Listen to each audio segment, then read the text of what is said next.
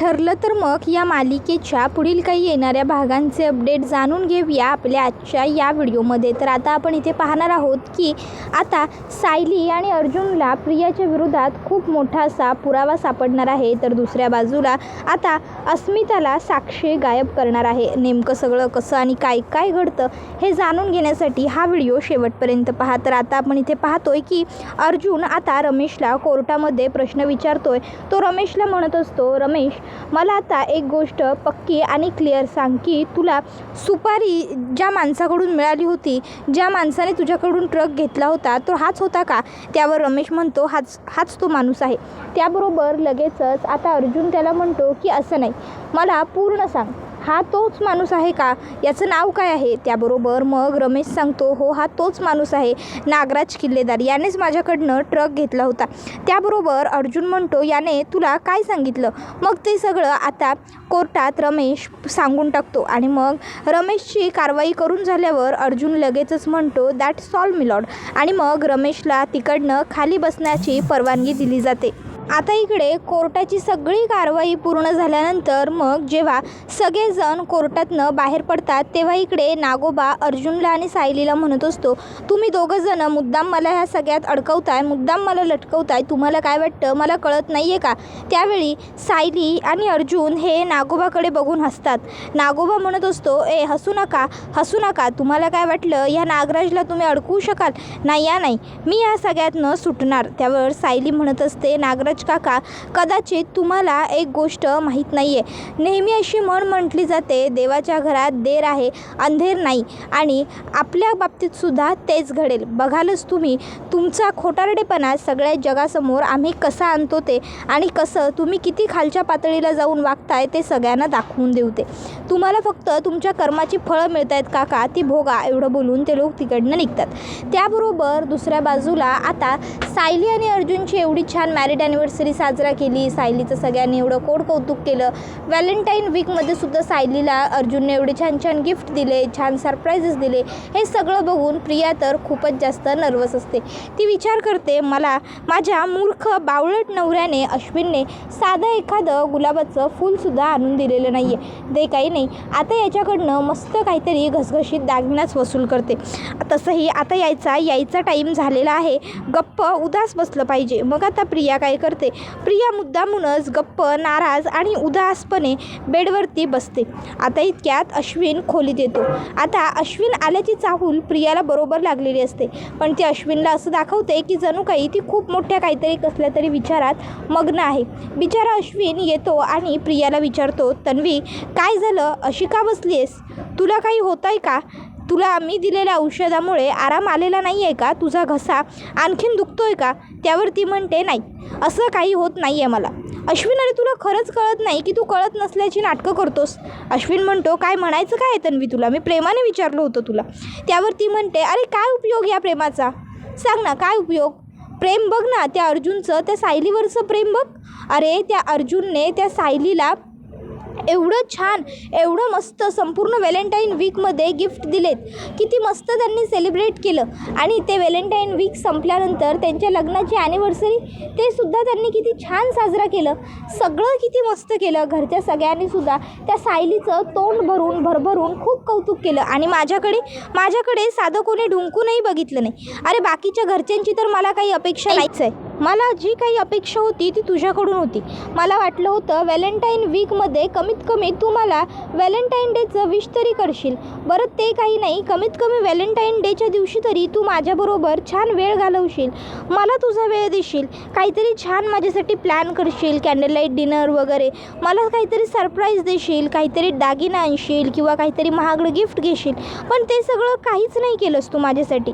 त्यावर अश्विन म्हणत असतो, मुळात तन्वी बायकोला गिफ्ट देण्यासाठी किंवा बायकोचं कौतुक करण्यासाठी ना, बायकोसुद्धा तशी असावी लागते, कौतुक करण्यासारखी, समजलं ना? बायकोचं कौतुक करायचं म्हणजे उगाचच उठसूट काहीतरी बोलायचं, उठसूट काहीतरी वागायचं असं नसतं। मुळात कौतुक करण्यासारखी बायकोसुद्धा असावी लागते।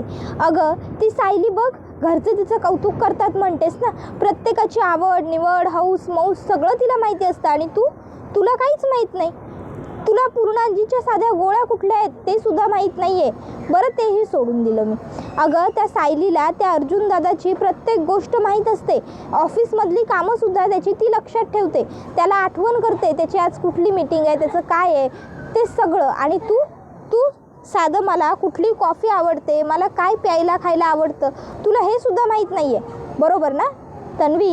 मुळात अपेक्षा तेव्हाच करायची असते जेव्हा आपण तसे वागतो. समजलं? उगाचच्या उगाच अपेक्षा करणं चुकीचं आहे. एवढं बोलून अश्विन तिकडनं निघून जातो. आता अश्विन तिकडनं गेल्यानंतर प्रिया विचार करते, काय मी खोटारडी, मी फक्त फुकटची अपेक्षा करते. अरे हट, आत्तापर्यंत मी एवढं काम केलं आहे, त्या कामापैकी एकाही जणाने मला कुठे अप्रिशिएट केलं आहे, कुठे कुणी माझं कौतुक केलं आहे, कुठे कुणी माझा विचार केला आहे. जो येईल तो मला फक्त कामं सांगतो. त्या साक्षीने सांगितलं दार उघडं ठेव, दार उघडं ठेवलं. तिने त्या अस्मिताला मारण्याचा प्रयत्न केला, हाती तर काही लागलं नाही, पण दोष कोणाला मिळाला? मला. त्या नागोबाच्या बाबतीतसुद्धा असंच, त्याचीसुद्धा किती मदत करते मी, पण मला कोणी कौतुकाने पाठीवर थाप देताय का? नाही, जाऊ दे. मला तर ना आता विचारच करायचा नाही आहे. जरा वेळ बाहेर जाते म्हणजे डोकं थंड होईल, शांत वाटेल मला. मग प्रिया आता घरातनं बाहेर पडायला लागते. आता घरातनं जातानाच सायली तिला बघते आणि प्रिया हिला कल्पना विचारते, कुठे चालली आहेस तू? त्यावर प्रिया आता चिडते आणि म्हणते, माझं काम आहे, मी आले, आणि ती तिकडनं निघते. आता सायली विचार करते की बापरे, प्रिया एवढ्या बिमाखात आणि तोऱ्यात माझं काम आहे, मी आले एवढं बोलून जे काही गेली आहे याचा अर्थ नक्कीच प्रियाच्या मनात काहीतरी काळंवाकडं शिरते. आता नेमकं काय प्रियाच्या मनात काय आहे हे काढून घेण्यासाठी प्रियाचा पाठलाग करणंच योग्य ठरेल. मग आता लगेचच सायली अर्जुनला कॉल करते आणि अर्जुनला ही गोष्ट सांगते की अहो, प्रिया आत्ता नुकताच घरातनं बाहेर पडलेली आहे. मग मी एक काम करू का, मी सुद्धा जाऊ का तिच्या मागे मागे? ती कुठे जाते, काय करते, कोणाला भेटते, कोणाशी बोलते, या सर्व गोष्टी बघू का? अर्जुन म्हणतो, खरंच? त्यावर सायली म्हणते हो. आणि मग सायली ही आता प्रियाचा पाठलाग करायला सुरुवात करते. प्रिया जिथे जिथे जात असते सायली तिच्या मागे मागे चाललेली असते. आता सायली बघते की प्रिया एका बारच्या समोर उभी आहे. आता तिथे उभी राहून प्रिया आतमध्ये बघत असते. मग प्रिया विचार करते, नाही नको, इथे थांबायला नको, आणि मग ती तिकडनं पुढे जाते. पुढे तिला एक दारूचं लोकल शॉप दिसतं. प्रिया विचार करते, इथंही बसायला नको. ते आणखीन थोडं पुढे जाते तर तिला आता छान एक हॉटेल दिसतं. प्रिया आता जाऊन त्या हॉटेलमध्ये बसते आणि आता हॉटेलमध्ये बसून आता ती इकडे विचार करत असते, काय मागू. त्यावेळी मग तिला असा मनामध्ये विचार येतो की एक काम करते, मस्तपैकी काहीतरी खायला मागवते. आता ती खायला मागवणारच असते, इतक्यात आता तिला समोरून एक माणूस दारू पिऊन चाललेला दिसतो. आता प्रिया त्या दारू प्यायलेल्या माणसाला बघते आणि विचार करते की या माणसाला बहुधा खूपच जास्त स्ट्रेस होता आणि म्हणूनच या माणसाने स्वतःचा स्ट्रेस कमी करण्यासाठी दारूचा वापर केलेला आहे. आता मलासुद्धा खूप जास्त स्ट्रेस आहे, मी एक काम करते, मी सुद्धा थोडीशी दारू पिते. तसंही मी कुठे फार पिणार आहे, एवढं कोणाला कळणार आहे, आणि घरी जाईपर्यंत माझ्या तोंडाचा वास वगैरे सगळं जाईलच. मग प्रिया आता दारू मागवते. आता प्रिया दारू प्यायला सुरुवात करते. प्रिया दारू पित असते आणि ही गोष्ट सायली बघत असते. सायलीला खूप मोठा धक्का बसतो आणि तिला रागही येत असतो प्रियाचा, पण आता तिच्या हातात करण्यासाठी काहीसुद्धा नसतं. तिला ते सगळं बघून घेण्याशिवाय पर्याय नसतो. ती विचार करते, हे सगळं अर्जुनला सांगायला हवं. ती लगेचच अर्जुनला कॉल करते आणि अर्जुनला प्रिया इथे हॉटेलमध्ये बसून दारू पित असल्याचं सांगते. अर्जुन म्हणतो, बायको, अगं हीच आपल्या हातात चांगली नामी संधी आलेली आहे. तू एक काम कर, तू आता हॉटेलमधल्या एखाद्या वेटरला किंवा इतर कोणातरी माणसाला हाताशी धर आणि आता तू प्रियाकडनं सगळं खरं वधवून घे. नशेत माणूस नेहमी खरं बोलतो, तू तर ऐकलं असशीलच ना? त्यावर सायली म्हणते की हो चालेल, मी बघते काय करायचं ते. आणि मग आता लगेचच सायली ही एका वेटरला हाताशी धरायचा प्लॅन बनवते. तर दुसऱ्या बाजूला इकडे अर्जुन विचार करत असतो की सायलीला सगळं व्यवस्थित जमेल ना, सायली मॅनेज करेल ना, की काय करू, मी स्वतः जातीने जाऊ तिकडे, कारण तन्वी दारू प्यायली म्हटल्यावर ही खूप मोठी संधी आहे. तर इकडे सायली एका वेटरला बोलवते आणि सांगते, दादा माझं एक काम करा, ती बघा, ती तिथे दारू प्यायला मुलगी बसली आहे ना, जी वेड्यासारखी बडबडती आहे, तिच्या जवळ जा आणि ती जे काही बडबडती आहे ना ते शूट करा आणि तिला प्रश्न विचारा. म्हणजे ती बोलत असेल की माझ्यावर कोणी विश्वास ठेवत नाही, मग तुम्ही तिला का विचारा. मग ती पुढे जशी जशी उत्तरं देईल ना तसं तसं तुम्ही तिला प्रश्न विचारा. नाहीतर एक काम करा, तुमच्या फोनवरून मला फोन करा आणि ती तुम्हाला जे जे विचारेल त्यावर मी तुम्हाला जे जे सांगेन ना ते प्रश्न तुम्ही तिला विचारा. वेटर म्हणतो, मॅडम सॉरी, मी असं नाही करू शकत. सायली म्हणते, प्लीज आमची मदत करा, ही एका केससाठी आम्हाला मदत हवी आहे, हवं तर मी तुम्हाला त्याचा मोबदला देईन. आणि मग सायली त्याला 2,000 रुपये देऊ करते. आता सायलीने पैसे दिल्यावर तो वेटर सायलीचं काम करायला तयार होतो. आता तो वेटर प्रियाजवळ जातो आणि प्रियाला विचारतो, मॅम मी तुमचा पेक बनवून देऊ का. प्रिया म्हणते, दे रे दे, आता तुलाच माझी किंमत आहे. वेटर लोकांना माझी कदर कळाली पण घरच्या लोकांना समजत नाही, दे. मग तो वेटर विचारतो, मॅडम अहो तुमची कदर कुणी नाही केली. आता हे सगळं सायली त्याला फोनवरून सांगत असते. प्रिया म्हणते, कुणीच नाही केली रे, कुणीच नाही केली. काय सांगू तुला, ना नवऱ्याने केले ना कुटुंबाने केले, ना ज्या लोकांना मी मदत केली त्यांनी केली. मग तो विचारतो, मॅडम अहो असं काय बोलताय, तुमच्यासारख्या एवढ्या चांगल्या लोकांची कदर होत नाही या जगात, म्हणजे काय म्हणायचं. कोणाला मदत केली, कोणाला तुम्ही. त्यावर प्रिया म्हणते, अरे कोणाला केली म्हणजे खूप लोकांना केली, खूप. त्या नागराजला केली, त्या महिपतला केली. त्या नागराजने मला काय काय करायला सांगितलं. शेवटी जाऊन तर त्या महिपतच्या पाठीत खंजीर खुपसला मी आणि त्या नागोबाने मिळून. आणि आता तो नागोबा माझ्याही पाठीत खंजीर खुपसतो की काय असा मला डाऊट आहे. त्याबरोबर आता सायली त्या वेटरला म्हणते, नागोबा म्हणजे कोण हे विचार. मग तो वेटर म्हणतो, अहो मॅडम पण नागोबा म्हणजे काय, नागोबा म्हणजे कोण. त्यावरती म्हणते, अरे तुला माहीत नाही आहे ना नागोबा विषारी नागोबा, अरे नागराज किल्लेदार, तो आहे ना, तो एखाद्या इच्छाधारी सापापेक्षा पण बेकार आहे. तो ना किती पटापट रंग बदलतो की सरडासुद्धा घाबरेल. इतकी वर्ष स्वतःच्या सख्ख्या मोठ्या भावाला तो फसवत होता. आता हे सगळं काही सायली ऐकत असते. मग सायली त्याला विचारते, सुमन काकूबद्दल काहीतरी विचार, सुमन काकू. मग तो विचारतो, सुमन काकू कोण आहे तो. त्यावर प्रिया म्हणते, सुमन ती त्या नागराजची बायको. त्या नागराजने तिला डांबून ठेवलं होतं आणि माझीच मदत घेतली होती तिला डांबायला. त्या दिवशी जर मी वेळेवर पोहोचले नसते तर त्या सायली अर्जुनने त्या सुमनला शोधली असती आणि त्या नागोबाचं तर कल्याणच झालं असतं. पण मी त्या सायली अर्जुनला परतवून लावलं. आता हे सगळं सायलीने मोबाईलमध्ये तिच्या शूट करून घेतलेलं असतं आणि त्यांना आता प्रियाविरुद्ध खूप मोठा पुरावा मिळालेला असतो. तर दुसऱ्या बाजूला आता अस्मिताला भेटायला जायचं म्हणून सचिन हा खूप छान तयार वगैरे होतो. मस्त त्याने कोट वगैरे घातलेला असतो, छान अगदी परफ्यूम वगैरे मारून, ब्लेझर वगैरे घालून तो आता घरातनं बाहेर पडत असतो.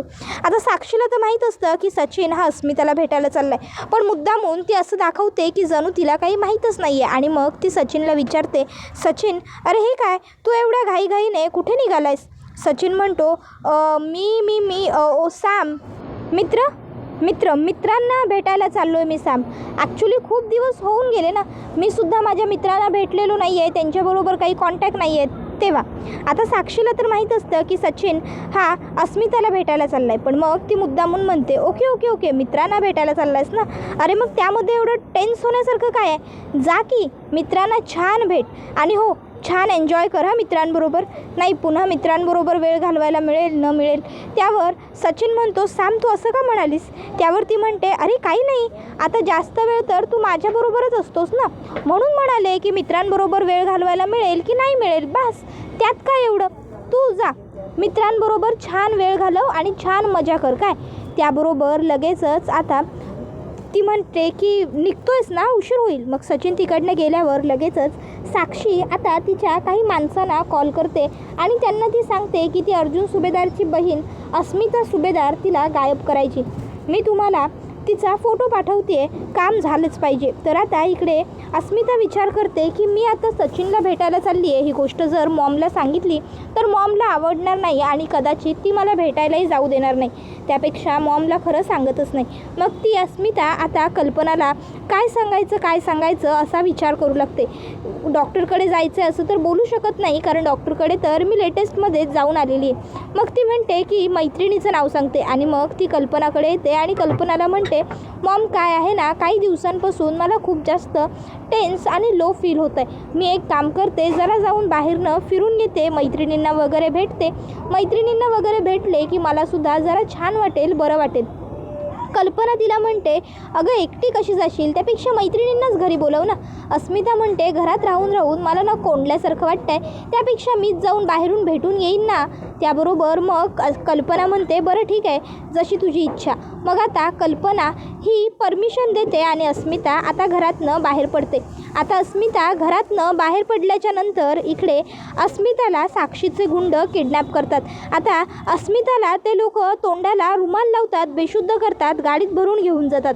आता अस्मिताचा फोन ते लोक बंद करून टाकतात. सचिन इकडे विचार करतो की अरे एवढा वेळ झाला अस्मिताला भेटायला बोलवून, अजून अस्मिता आली कशी नाही, काय झालं असेल, का आली नसेल ती अजून. एक काम करतो, कॉल करतो आणि बघतो, विचारतो, कदाचित घरून तिला सोडलं नसेल तर बघायला पाहिजे. मग सचिन आता लगेचच अस्मिताच्या नंबरवरती फोन करतो. आता अस्मिताचा फोन लागत नसतो. सचिनला प्रश्न पडतो, अरे हिचा फोन का नाही लागत आहे. सचिन पुन्हा एकदा ट्राय करतो, पण आपण ज्या क्रमांकाशी संपर्क करू इच्छिता तो क्रमांक सध्या व्यस्त आहे, कृपया थोड्या वेळानंतर पुन्हा प्रयत्न करा, असं सारखं सांगत असतं. सचिन विचार करतो की बापरे काय झालं असेल, अस्मी फोन का उचलत नसेल. एक काम करतो, मॉमना कॉल करतो आणि मग सचिन लगेचच कल्पनाच्या फोनवरती फोन करतो आणि आता तो कल्पनाला म्हणतो, हॅलो मॉम. त्याबरोबर कल्पना म्हणते, का फोन केला आहेस. सचिन म्हणतो, अहो मॉम, अस्मी मला भेटायला येणार होती, ती निघाली आहे का घरनं, मी कधीपासून येऊन इथे तिची वाट बघतोय. कल्पना म्हणते, काय ती तुला भेटायला येणार होती. त्याबरोबर सचिन म्हणतो, हो मला भेटायला येणार होती ती आज, आमचा प्लॅन झाला होता. कल्पना म्हणते, खोटारड्या, ती तिच्या मैत्रिणीकडे जाणार होती. सचिन म्हणतो, मॉम अहो तुम्हाला राग येऊ नये किंवा तुम्ही तिला अडवू नये म्हणून कदाचित तिने तुम्हालाच खोटं सांगितलं असेल. ती इकडे आज मला भेटायला येणार होती, आमचा प्लॅन ठरला होता, पण अजून बराच वेळ झाला, जवळपास अर्धा पाऊण घंटा जास्त होऊन गेला. मी केव्हा धरणं अस्मीची वाट बघत इथे असाच उभा आहे, पण अस्मी अजून आलेली नाही आहे. तिच्या फोनवरती फोन करतोय तर तिचा फोनही लागत नाही आहे. मला आता खूप जास्त टेन्शन आलं, काळजी वाटू लागली, म्हणून मी तुम्हाला फोन केला वगैरे आता सचिन सांगतो. आता हे सगळं ऐकून घरातल्या सगळ्यांनाच अस्मिताची खूपच जास्त काळजी वाटू लागते, कारण आता अस्मिता कुठे आहे, काय आहे, कशी आहे याची कोणालाच माहीत नसते. सगळेच जण आता टेन्शनमध्ये आलेले असतात, कारण अस्मिता आधीच प्रेग्नंट आहे आणि त्यात आता ती सापडत नाही आहे. काय झालं असेल अस्मिताला, अस्मिता कुठे असेल, कशी असेल, काय अवस्थित असेल, या सर्व गोष्टींनी आता सगळ्यांचं डोकं भांडावून सोडलेलं असतं. तर दुसऱ्या बाजूला आता साक्षी पुन्हा एकदा तसेच काळे कपडे, काळं मास्क, सगळं काळं घालून अस्मिताकडे येते आणि आता ती अस्मिताला म्हणत असते की अस्मिता सॉरी, तुला मरावं लागणार अस्मिता, तू मेली नाहीस तर मला हवी असलेली गोष्ट मला मिळणार नाही आणि आजपर्यंत मला जे हवं होतं ते सगळं सगळं सगळं माझ्या वडिलांनी मला दिलं आहे आणि आता जर ते माझ्याजवळ नाही आहेत तर मला हवी असलेली एक वस्तू मी मिळवू शकत नाही, असं नाही होऊ शकत. मला जे हवं आहे ते मी मिळवणारच, मग बाय हुक और क्रूक. त्यासाठी मला काहीही करावं लागलं, कितीही खालच्या थराला उतरावं लागलं ना तरी मी उतरेन. त्यावर आता अस्मिता म्हणते, सोड मला, कोण आहेस तू, किती विचित्र आहेस तू. त्यावर ती म्हणते, विचित्र, अगं नाही गं, मी खूप विक्षिप्त आहे, तू अजून माझा विचित्रपणा बघितलेलाच नाही आहेस. अस्मिता म्हणते, तुला माहिती आहे का माझा भाऊ कोण आहे ते, ॲडव्होकेट अर्जुन सुभेदारची बहीण आहे मी. जर मला असं फार वेळ डांबून ठेवशील ना तर माझा भाऊ मला पाताळातनंही शोधून काढायची हिंमत ठेवतो. तू काय वाटतं तुला, तूच काय मस्तेस काय स्वतःला, तू मला डांबून ठेवलं आहेस. नाही नाही नाही, तू स्वतःसाठीच खूप मोठी चूक करतेस, तू खड्डा खणतेस स्वतःला पकडवण्याचा. हां, माझा भाऊ मला शोधत शोधत नक्की येणार, सोड मला, त्यापेक्षा सोड मला, जाऊ देत, सोड सोड. अस्मिता ओरडत असते पण साक्षी तिला काही सोडत नाही, उलट ती तिला चांगलीच घाबरवते. त्याबरोबर हा व्हिडिओ इथेच संपतो. व्हिडिओ आवडला असेल तर व्हिडिओला लाईक करा, चॅनलवर नवीन असाल तर चॅनलला सबस्क्राईब करा आणि बेल आयकॉन आठवणीने प्रेस करा, जेणेकरून तुम्हाला पुढच्या प्रत्येक व्हिडिओचं नोटिफिकेशन मिळत जाईल आणि सर्व व्हिडिओंचा आनंद हा अगदी उत्तम पद्धतीने घेता येईल. चला तर मग प्रेक्षकांनो, आजच्या पुरतं इथेच थांबूया. पुढचा व्हिडिओ येईपर्यंत ह्या व्हिडिओचा छान पद्धतीने आनंद घेत राहा. ठरलं तर मग ही मालिका तुम्हाला कशी वाटते हे आम्हाला कमेंटमध्ये सांगायला विसरू नका. टाटा, बाय बाय, धन्यवाद, take care all of you.